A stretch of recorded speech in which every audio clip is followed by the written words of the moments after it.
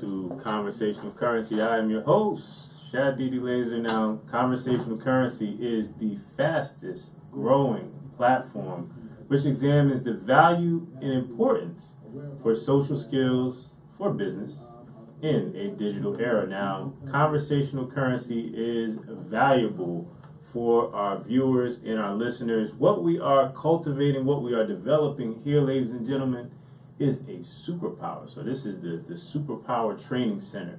And the question I have for you is, if you had the ability to command the right words in the right moments to every man or woman that you encounter in a business setting, how would the quality of your life, your revenue, your experiences, as well as your interactions improve overall? These right words, the right tonality, the right presence can lead to lucrative partnerships, becoming an insider, earning more per deal, positioning yourself as the expert, as the authority, and as the leader that you yourself have always envisioned yourself becoming. Now, today's topic of discussion: are networking events valuable in a digital era? Make sure that those of you who are tuning in, first of all, thank you for those who are tuning in on the Periscope. Those of you who are tuning in on Facebook Live, make sure you share this broadcast. Make sure if you're on Periscope, you hit those hearts and connect with the broadcast. So thank you for tuning in, and make sure you share the broadcast. So, as I mentioned, in this particular era of digital enhanced reality, we also have diminished social skills.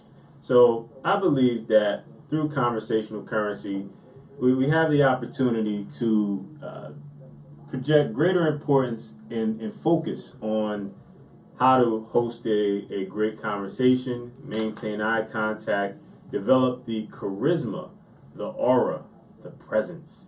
This is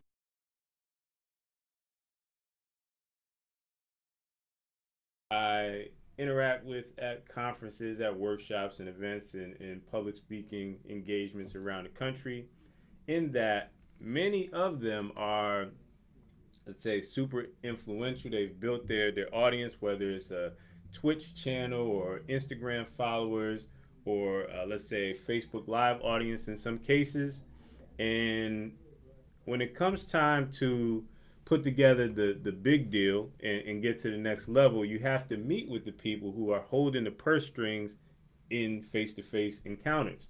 And many of my millennial audience, they don't necessarily have those skills in most cases, because their interaction points are through a tablet, or through a smartphone, or through a digital reality. So for my older audience who have to interact with the next generation, social media for many of them is almost like learning a foreign language, where the points of engagement are different from what they've learned. They don't understand Snapchat. They don't have time. They feel they don't have time to learn Instagram. They're afraid to get on video, or if they're in a mentorship capacity and their mentee communicates in text message, or they prefer face-to-face conversation, and their mentee or their employees tend to, let's say, use text messages or emojis, it creates that disconnect. And what Conversational Currency provides for you is that middle ground where we can discuss, we can become better, because communication is the highest leverage skill that you can develop. Now, in this particular episode, we're going to discuss the following topics: why general networking events are not a wise time investment, the types of events that you should be attending, and what you should be doing each and every day to build your network. So I'm going to give you, straight from my playbook, exactly what you should be doing each and every day in order to create those relationships, because networking and relationships are two different islands entirely. So we're going to break that down in this particular episode. So the show notes for this episode will be available on Tuesday at mrshadeed.com/networking. mrshadeed.com/networking. I want to give a quick shout out to the people who are checking in on this particular broadcast. We have Colombia being represented here with Mr. Patrick Vaughn Jackson. We have the Philippines being represented by Mr. Genesis James. Many other people checking in, and I just want to take the time. Justin James, thank you for tuning in, and I want to thank the people who have shared the video. I thank you, Mom, for sharing the video as well. It's always very important to have family support in everything you do, and I'm not ashamed to admit that my mom is a supporter of my work, not just because I'm me, but because it is valuable to her and her network, most importantly. So once again, the show notes for this episode will be found at mrshadeed.com/networking. Those of you who are tuning in online, make sure you share the video. Now we're going to transition into the Healthy Entrepreneur. Now, the Healthy Entrepreneur is a series that I designed to improve the awareness of today's business and entrepreneurial community. In my work in mentoring businesses all around the world, business owners from East Coast, West Coast, overseas, you name it, the need to get things done and the around the clock schedule that many entrepreneurs maintain often leaves optimal health and peak performance as a back burner item, not a high priority item. I can tell you that improving your health is the fastest path to improving the quality of your life. Now, when you're on the path of success or the road to success as a business owner, it requires an above and beyond mentality. You are not working 40 hours like the traditional employee. You're working until the job is done because your peak performance leads to results in your company.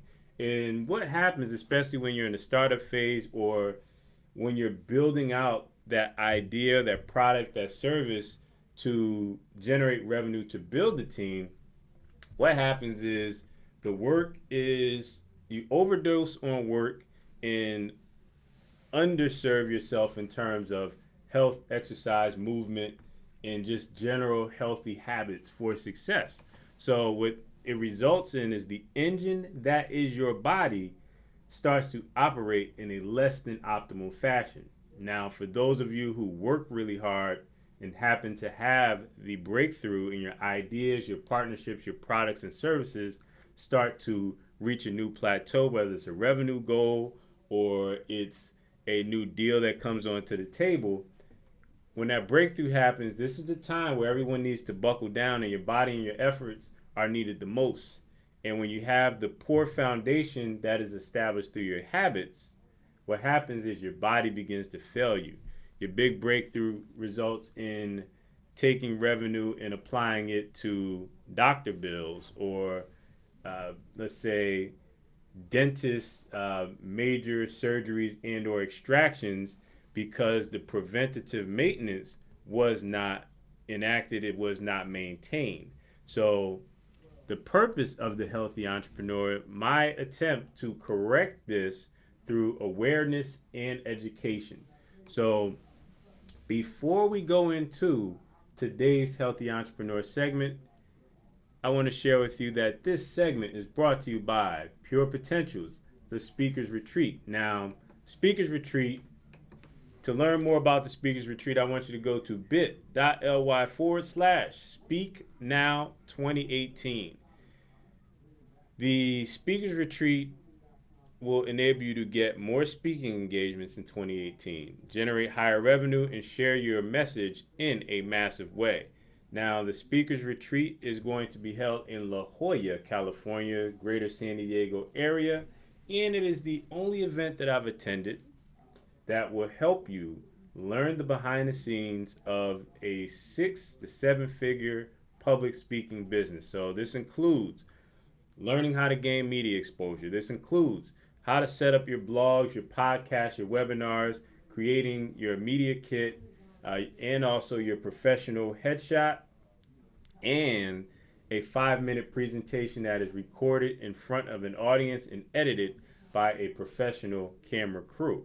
So again, bit.ly speak now 2018 to register for your free ticket to the speakers retreat, which will be held from March 9th through March 11th. So we're less than a month away, and invest in yourself in 2018 and make sure that you attend Pure Potentials, the speakers retreat. Now, the healthy entrepreneur, what we're going to cover today, ladies and gentlemen, is first we're going to go into some of the benefits of our apple cider vinegar.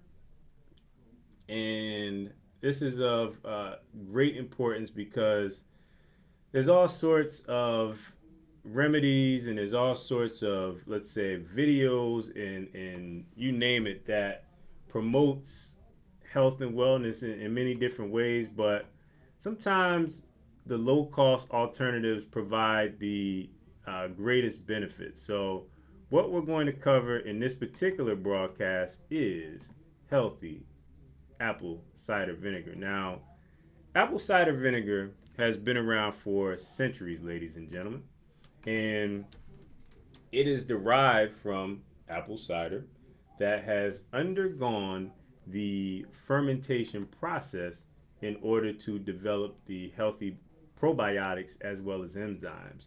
Now, in comparison, apple cider vinegar has far less sugar and calories than its apple juice or cider derivatives. The recommended dosage for apple cider vinegar is 1 to 2 teaspoons per day. Apple cider vinegar's benefits are that it lowers cholesterol, it improves health and clarity for the skin, it is great for reducing blood pressure, it relieves the major symptoms of acid reflux, and it also helps with aiding digestion. So apple cider vinegar, 1 to 2 teaspoons per day, is very helpful for just the overall body, with naming symptoms in terms of blood pressure, skin care, you name it. So apple cider vinegar. Now, this week's tip is intermittent fasting, and intermittent fasting is one of the world's most popular and growing trends in health, diet, and lifestyle, which involves alternating cycles of fasting and eating. In most people's lives, the average Western diet, we eat throughout the day. So let's say the standard marketing has been 3 meals per day with 2 or 3 snacks. And what intermittent fasting is mostly centered around is shortening the eating window within a 24-hour period to one given time. And this has numerous benefits and numerous testimonials, which include improving metabolism, enhancing weight loss, it protects you against sickness, illness, and disease, and in some cases, it has been known to extend your lifespan. In a general sense, most people fast every day during their sleep cycles. Now, intermittent fasting can be added to that sleep cycle by basically extending your fasting period longer than you sleep. So the most popular method of intermittent fasting is known as the 16-8 method. So fast for 16 hours per day and restrict your eating to an 8-hour window. Now you can, let's say, extend it to 20 hours and eat during a 4-hour window. So there's different types of intermittent fasting. So what can you eat during intermittent fasting? It is recommended that you do not have solid foods, but in most cases you can have water, you can have black coffee, you can have tea, and in some cases non-caloric beverages with, let's say, flavor enhancers, crystal lights, Mio, so on and so forth. So for athletes who take supplements, generally non-caloric supplements are allowed. Now, why can you not have food with calories? The reason why you can't have food with calories is because it takes your body out of the fasting state when you're actually processing in or digesting food that has calories within during your fasting window. Now, why does fasting help the body? From a historical sense, humans have been fasting since the beginning of time, and for many reasons, in let's say in certain villages when food was scarce and they would not eat for 2 to 3 days, and in other cases for religious purposes. If you observe the animal kingdom, you see that animals instinctively fast when they get sick. The human body is equipped to handle not eating for periods of time.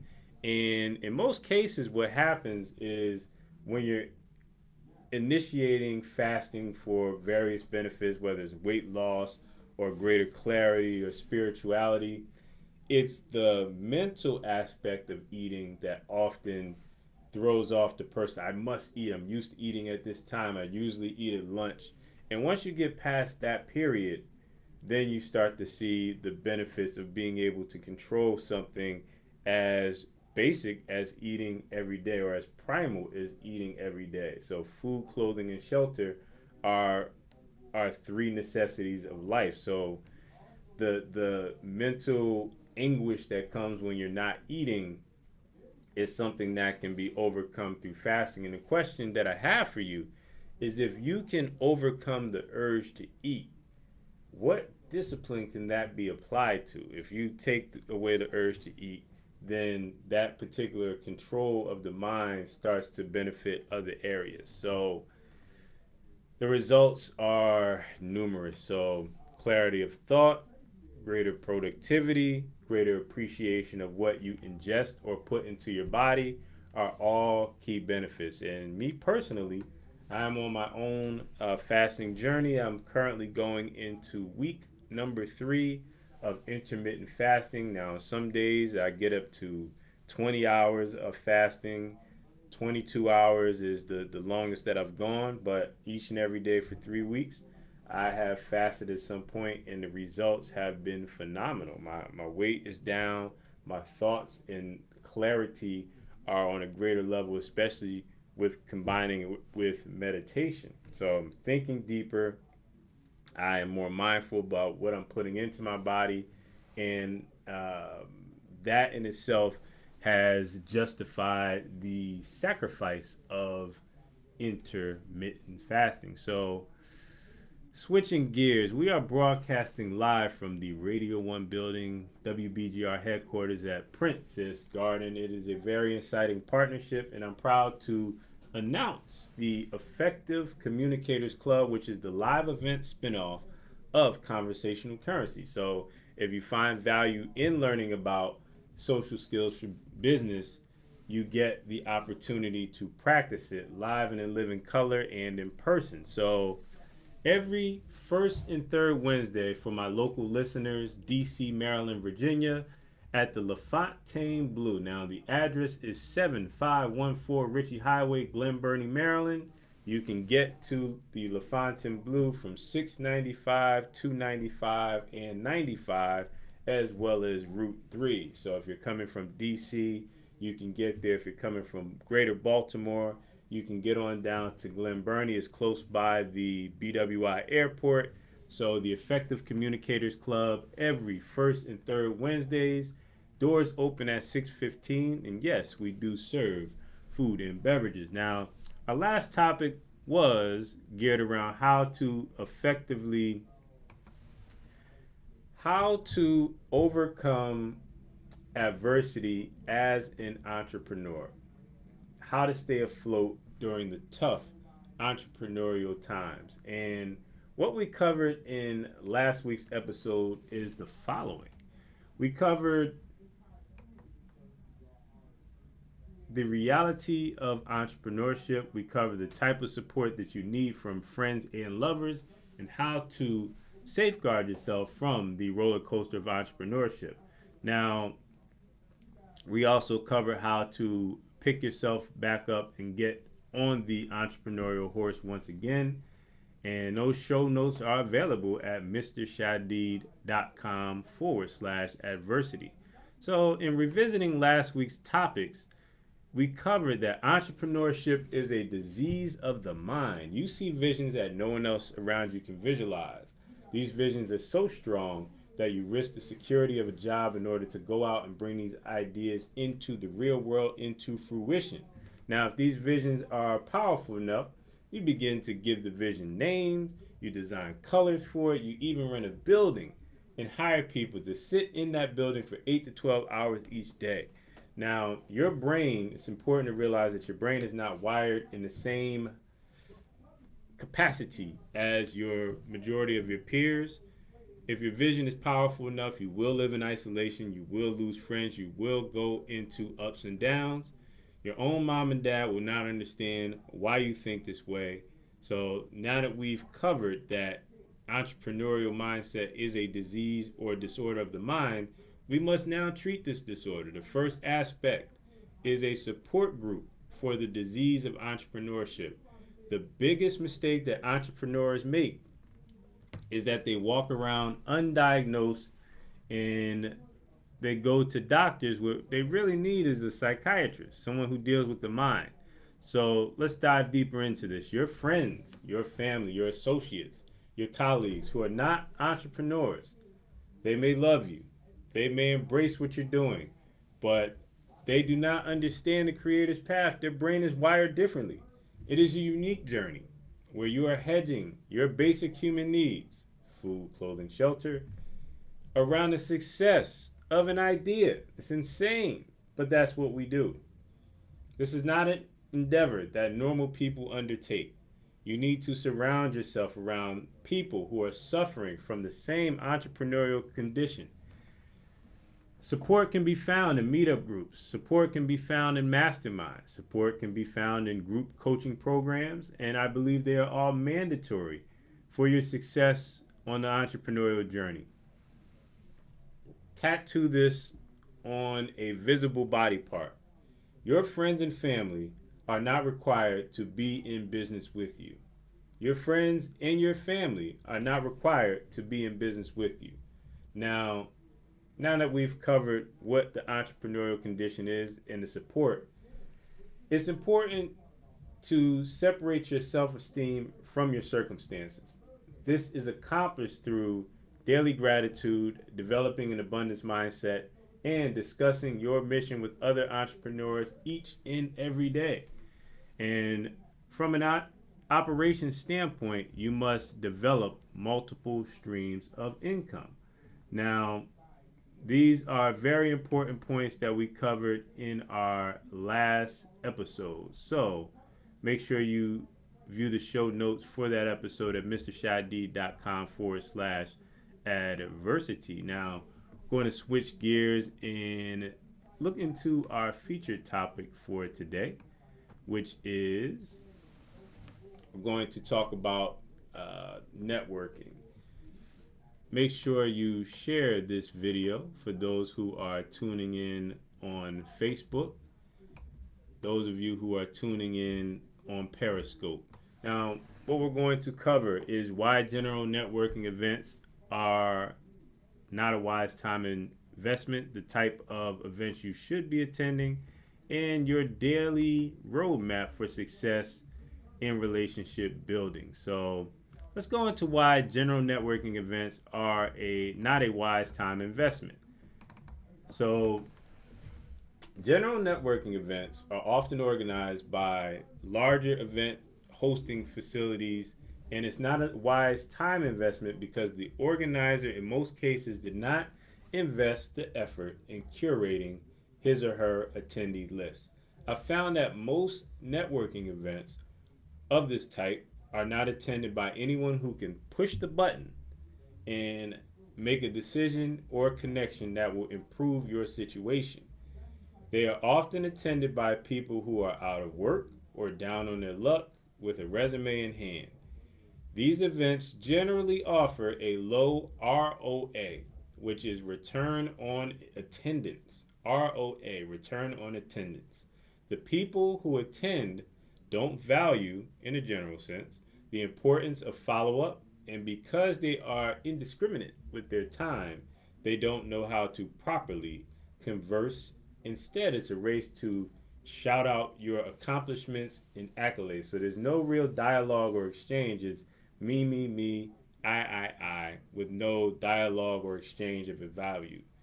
Now, the types of events that you should be attending are by organizers who communicate the value of relationship in all that they do.